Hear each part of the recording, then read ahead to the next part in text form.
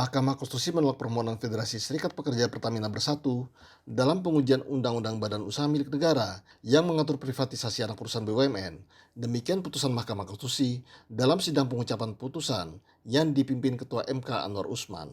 Mahkamah Konstitusi dalam pertimbangan hukumnya menyatakan, dalam hal BUMN melakukan privatisasi anak perusahaan, modal yang berasal dari perusahaan induk untuk membentuk anak perusahaan tidak serta-merta dapat dianggap sebagai keuangan negara karena berasal dari portofolio keuangan yang terpisah.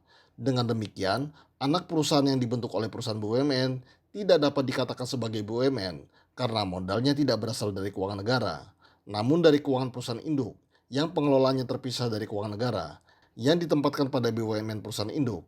Lebih lanjut, Mahkamah menilai terhadap anak perusahaan BUMN yang jenis usahanya strategis, privatisasi tidak dilarang, namun perlu dikendalikan dan dilakukan pengawasan dari negara. Bentuk pengendalian oleh negara dapat dilaksanakan diantaranya dengan tidak membuka peluang untuk penjualan saham secara keseluruhan kepada publik dalam penawaran saham perdana.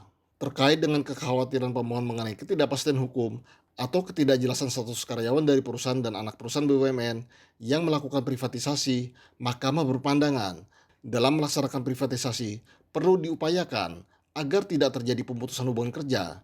Namun jika terjadi PHK, maka harus diselesaikan sesuai dengan peraturan perundang-undangan. Ilham Riyadi, Agung Sumarna, MKTV News melaporkan.